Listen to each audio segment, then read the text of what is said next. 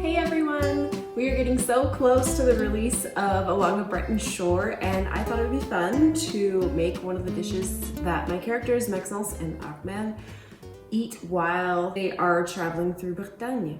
Today we are going to make potage au citrouille, or pumpkin pottage, and this comes from the 18th century cookbook La Cuisinière Bourgeoise. First up in our recipe, it says to take pumpkin or potiron, which is squash, like winter squash. So probably something kind of similar to a butternut squash maybe.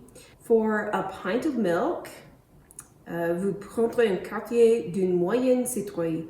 So you take quartier, which could either mean a quarter or it can mean a piece of. I'm gonna go with a quarter of a medium-sized pumpkin. Ôtez la peau, so take off the skin.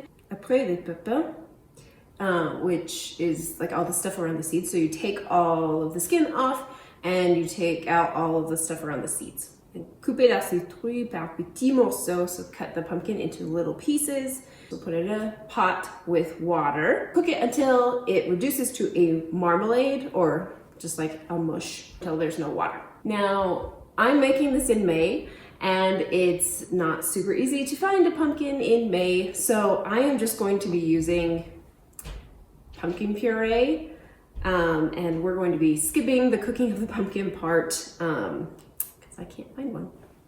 For this, I am using about 1.5 cups of pumpkin puree. You can use a whole can if you would like, but I looked online and did some maths, and that was about how much pumpkin puree you get from a quarter of a medium pumpkin. Now it says to take a piece of butter, fat as an egg. So I used about 1/3 cup. It was about the size of an egg, and I made it a little bit more on the small side because eggs are a little bit bigger these days than they probably were back then. So you add that with a little bit of salt and let it cook until it just starts to boil. Now, because I didn't cook my pumpkin, I'm gonna do this a little bit differently. So I'm going to combine it all with the hot milk and then mix it together. So we're gonna boil a pint of milk.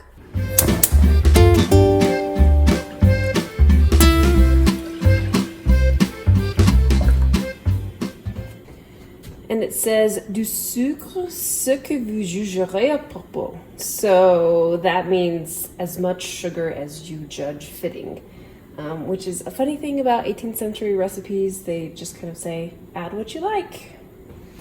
So I'm gonna do about 2 tablespoons of sugar.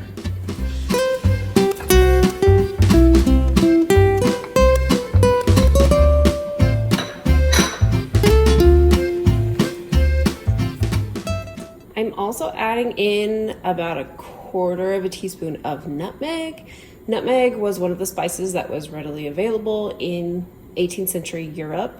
If you'd like, you can do pumpkin pie spice, which would be a fun addition.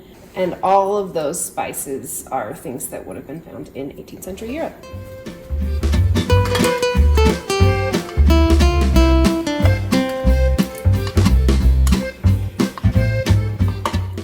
I'm just going to stir this every so often so that the milk doesn't burn. I used whole milk, but you can use whatever you'd like.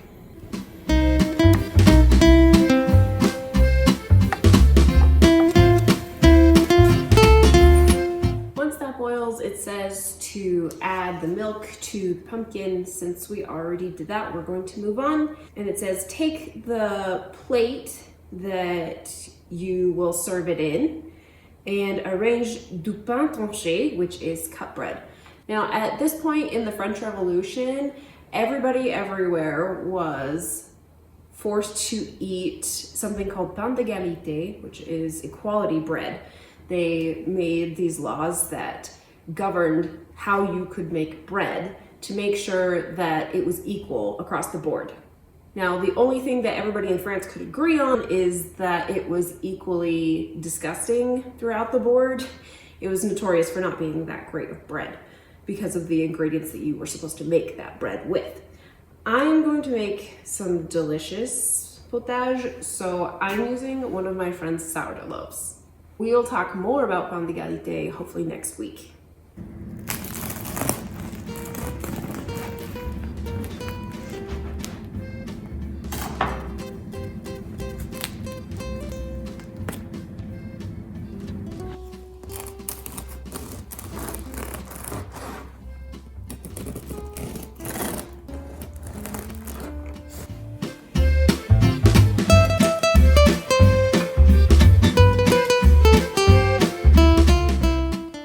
Like a bread pudding, although it doesn't have eggs in it.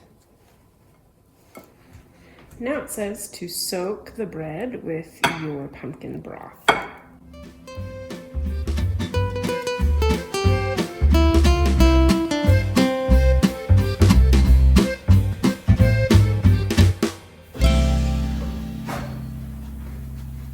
Ouvrez le plat.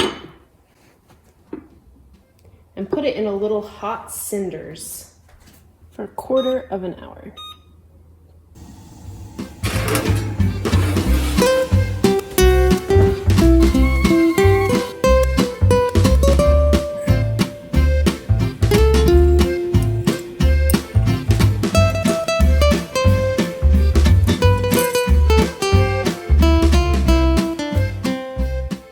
Faites attention qu'il ne bouille pas. Pay attention that it doesn't boil.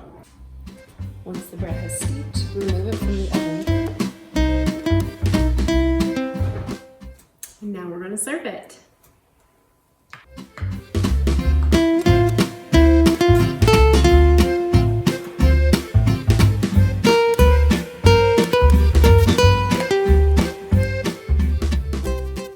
Now let's try it.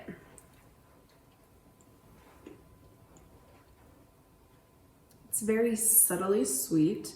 The pumpkin part is very creamy, and that hint of nutmeg is a fun little touch. The bread is very soft. It's almost like the texture that you would get if you made a French onion soup or a strata, and I think this is quite delightful.